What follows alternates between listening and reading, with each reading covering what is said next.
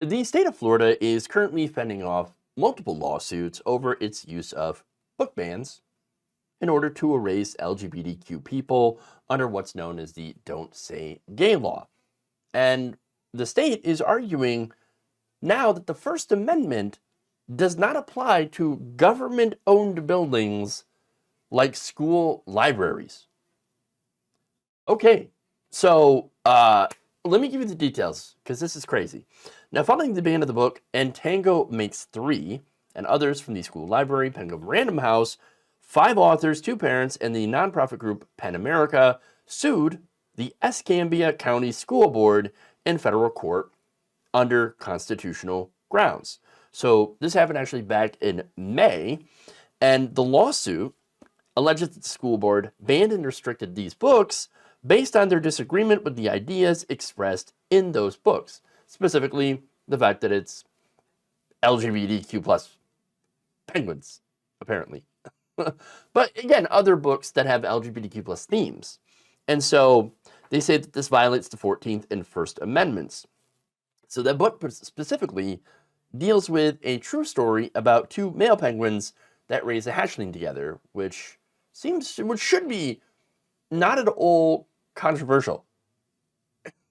Again, not controversial. And yet, Escambia County English teacher Vicky Baggett said, no, I think that is totally controversial. I think that is bad. In fact, she claimed that the book exposes students to quote unquote alternate sexual ideologies. Yes.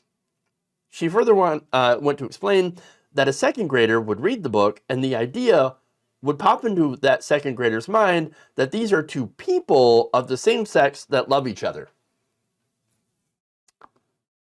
To which I say, oh no, love, how terrible, how horrible, oh no, the fact that people love each other of the same sex, oh my God, the horror. No, actually, it's like the most normal and actually good thing that people love each other. Love is love.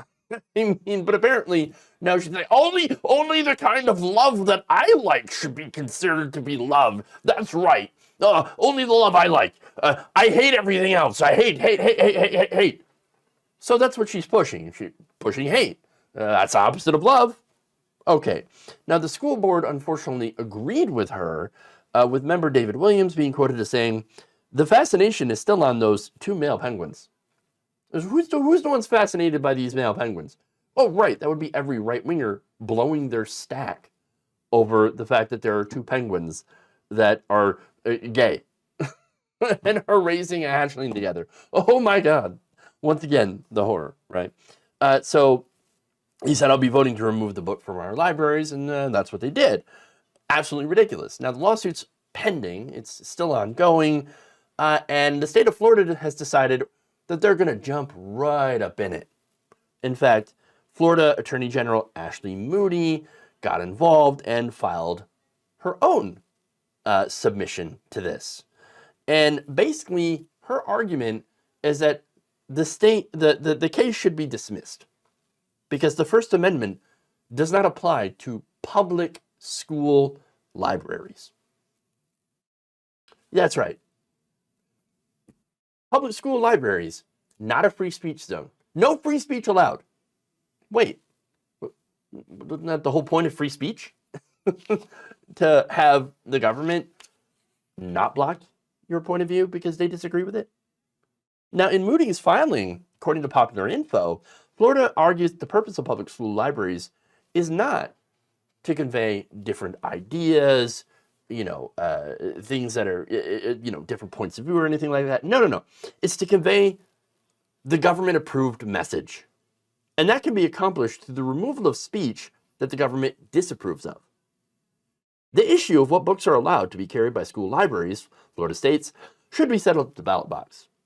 And public school libraries are not a forum for free expression.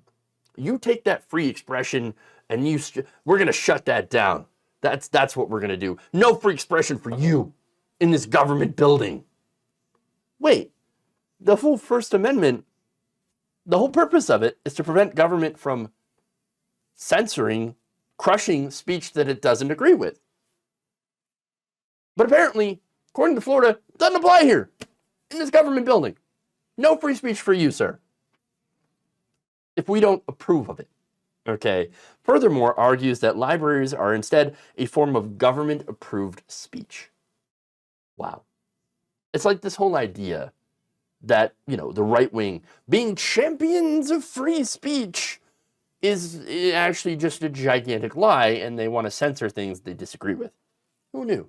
Except everyone. Everyone paying attention. We know this. Here's the thing, though. Conservatives are going to run into, well, a lot of problems with this argument, including conservatives. Yes, that's right. Samuel Alito, the most conservative Supreme Court justice, has already ruled on this. This was back in 1996 in a majority opinion for the court in Mattal versus Tam. And it said that the idea of government speech is susceptible to dangerous misuse. Now, government does have speech. They have their own speech, right? And so the government speech doctrine right now applies to state programs in which the government conveys an official message that the public would recognize. Florida wants to expand that to libraries. So now, here's what Alito wrote. We must exercise great caution before extending our government speech precedents because it could be used as a pretext to silence or muffle the expression of disfavored viewpoints. Well, that appears to be exactly what they're trying to do in Florida right now, to silence a disfavored viewpoint. Now, in Florida, Governor Ron DeSantis has made talking about LGBTQ people a disfavored, point of view.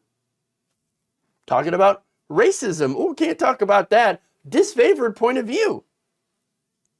And so they're saying that the libraries now are doing government speech. They're doing the very thing that Samuel Alito literally warned that you should not do. And look, at law professors have also, that have been following this case, they have warned that applying government speech doctrine to school libraries would create a dangerous incompatibility with the nature and purpose of libraries. Yes. Doesn't matter, though. They're trying. They're still going to keep doing it. In Arkansas, they tried to use a similar argument. A federal judge shut them down. Defendants, according to the judge's ruling, defendants are unable to cite any legal precedent to suggest that the state may censor non-obscene materials in a public library because such censorship is a form of government speech. There was also another court case back in 1982, Island Tree School District versus Pico. The ruling in the case said that while school boards can determine the content of school libraries, it has to do so with respect to the First Amendment. Students, in the ruling says, must always remain free to inquire, to study, and to evaluate. The school library is the principal locus of such freedom. As a result, it is unconstitutional for school boards to remove books from the school library in a narrowly partisan or political manner. And again, that's exactly what they're doing in Florida. They're removing it. It's all right-wingers, and they're removing it for partisan reasons in a political manner to fight the so-called wokeism in the schools. Left-wing indoctrination, that's what it is. The existence of LGBTQ people. Just acknowledging their existence is somehow left-wing indoctrination, wokeism. We're gonna actually do our own indoctrination. That's right. By claiming that you don't have any free speech in the school library at all. In its filing in support of the Escambia County School Board, Florida argues that PICO should be ignored. So they're aware of these arguments. They're aware that they're on really shaky constitutional ground here. But they're like, you know what? Let's just ignore this because we don't like it. It actually hurts our case. That's why we don't like it. That's why we don't want you to include it. That's not much of an argument. No, the Constitution is pretty clear on this. Your opinion doesn't matter. Precedent is very clear on this. Your opinion doesn't matter. The First Amendment says that you can't just ban books from a school library because you hate them. Sorry, because you don't agree with them, because their viewpoint doesn't align to your bigoted racist views. Either you believe in free speech and the First Amendment or you don't.